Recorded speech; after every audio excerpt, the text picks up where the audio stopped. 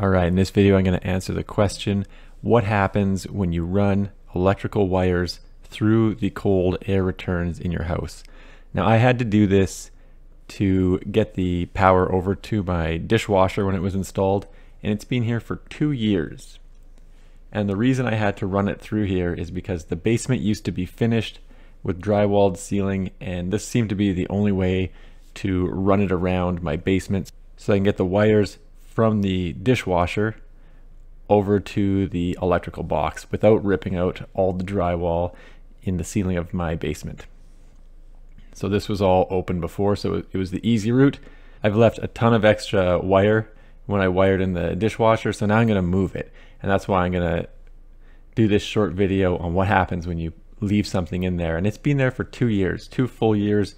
And now you can see I've totally removed all the drywall. I've done all the demolition in the basement. So it's ready to go and start getting it finished. This is code compliant in certain areas, and I think this is code non-compliant in other areas. So I think there's some debate on this one. I've just blurted out for PG reasons since I'm showing some undies there with my arms up in the air. Now, obviously just peeling it down a little bit to see what it looks like. And I anticipated a bunch of dog hair and dust and dirt on there. But after I opened it up, absolutely nothing. So 2 years, 4 kids, a dog, lots of renovations in the house. I thought there'd be dog hair hanging on it or something, but nothing. And this is where all the air comes through. So this is after all the junctions, and this is very close to the actual furnace itself. And again, this is just in the cold air return. So the result of this is I'm actually pretty comfortable leaving the electrical wiring running across the cold air returns.